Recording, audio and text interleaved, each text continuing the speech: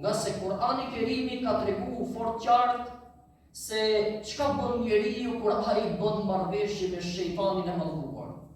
Çka është në gjendje të bëjë njeriu kur ja shet shpirtin djallit të mallkuar.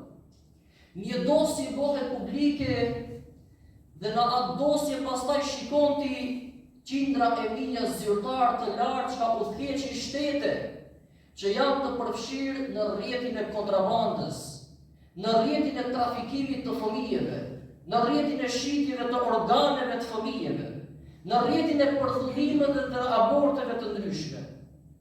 Dhe vetëm për një dosje po flasim të një individi, nuk ja vlen dhe emrin t'ja përmendish. Mirë po dumi të thomi diçka tjetër. Ato që Kurani Kerimi na e ka mësuar kur të thotë lidhu me Zotin, kur të thotë kije frikë Zotin, kur të thotë mos shko hapave të shejtanit, kur të thotë mos bëj kujdesshëm dhe mos bën kurthin e tij. Pse? Nga se pastaj të mos çuditësh që mund dëgjosh fenomene të tilla. Të mos çuditësh që pastaj nesër edhe fëmia jot mund të jetë i përfshirë në raste të tilla.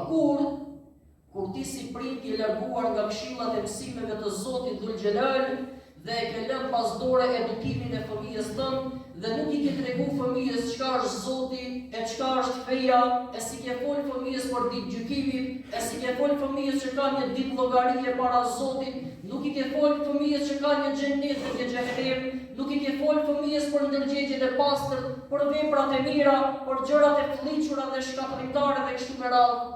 Dhe pastaj dëgjon gjëra të çuditshme. Dhe neve tani po jemi te ajeti inna Allaha ya'muru bil 'adl. Allahu urdhëron të zbatoni drejtësi. Pyetja e cila parashtrohet: si mund të ndodhin këto fenomene nëse do të funksiononte drejtësia? Si mund të ndodhë gjithë ky krim i madh nëse gjykatësi do të jepte verdiktin dhe do gjykonte me drejtësi për të gjithë? Nuk mund të ndodhin fenomene të tilla. Prandaj Zoti i Madhëruar tha, nëse dëshironi sigurinë në shoqërisë së pari drejtësia. Pse? Për arsye sepse kur ka drejtësi, drejtësia gjykon si atë të parin e shtetit, po ashtu edhe atë çka është në fund të shtetit.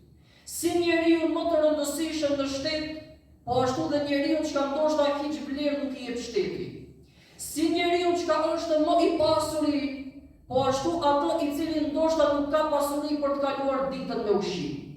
Kur je para ligjit ti merr atë çka meriton. Atëherë pra sigurohet dhe njerëzit bëhen të ndërgjegjshëm.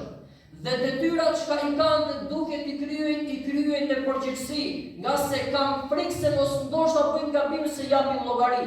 Dhe kur e din ai që gjykata ja jep drejtësinë, ai është i kujdesshëm se nuk është pastaj budallat që ai të marrë dënim. Mirë po, kur gjykata për dikë punon, e për dikë i mbyll syt, kur gjykata për të pasurit i mbyll syt dhe të varfërit ja jep dënimin më tepër se sa meriton, atëherë pra përhapet e keqja, sikurse çka mund përhapet zjarri kur ai mbizet dhe dik diçka. A e dini sa e rëndë është kur dëgjosh, sepse mendja që ka pak ndërgjegje s'mund ta pranojë këtë, thotë si mund të ndodhë? Për një zot të madh kur dëgjon ti intervistën e një gruaje e cila tregon mbi të këqija që ja kanë bërë njerëzit e pasur për shkak të pasurisë së tyre, që atë e kanë izoluar dhe e kanë lënë shtatsan dhe ja kanë nxjerrë fëmijë prej fetus dhe duke e shikuar me sytë e saj e kanë detyruar që ta hajë fëmijën e vet. E ti thu, si mund ta bëj këtë njeriu? Vallahi njeriu bën edhe më tepër se kaq kur ai largohet nga rruga e Zotit Xhelle Xhelaluhu Xhelle Shanuhu. A nuk e bën vëllezërit e Jusufit që nga xhelozia e kapën vllaun e tyre dhe e lanë vetmi e futën në grotë?